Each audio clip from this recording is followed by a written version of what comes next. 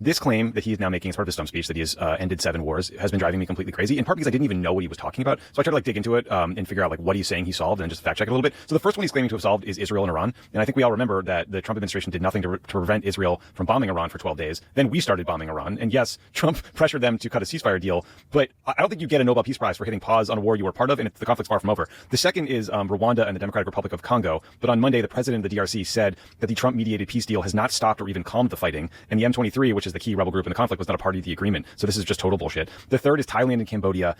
Pressure from Trump might have gotten them to come together for a fragile ceasefire, but the underlying causes of that conflict are not resolved, and there was fighting between the Thai military and Cambodian villagers just last week. The fourth is India and Pakistan, which we've talked about a bunch in this show. Remember, the Indian government says Trump played no role in brokering that ceasefire, and the two countries remain mortal enemies, so again, problem not solved. The fifth one is really weird, Ben. He says it's about Egypt and Ethiopia, but there was never a military conflict. There's a diplomatic dispute over a hydroelectric dam that is a very big deal, but is still totally unresolved, so I just don't know what he's talking about there. Similarly, the sixth one is Kosovo and Serbia. Apparently that's a reference to some economic deal that the two countries signed back in 2020, but it's not a peace agreement. And then finally, the seventh is Armenia and Azerbaijan. The two leaders of those countries visited the White House in August, but they didn't sign a peace deal. They signed a commitment to try to reach a peace deal. And big picture, as we've discussed on the show, this happened because Azerbaijan routed Armenia in the war, and they're still occupying parts of Armenian territory. So this was, again, not like a conflict that he ended. It was a war where one side beat the shit out of the other. So there it is.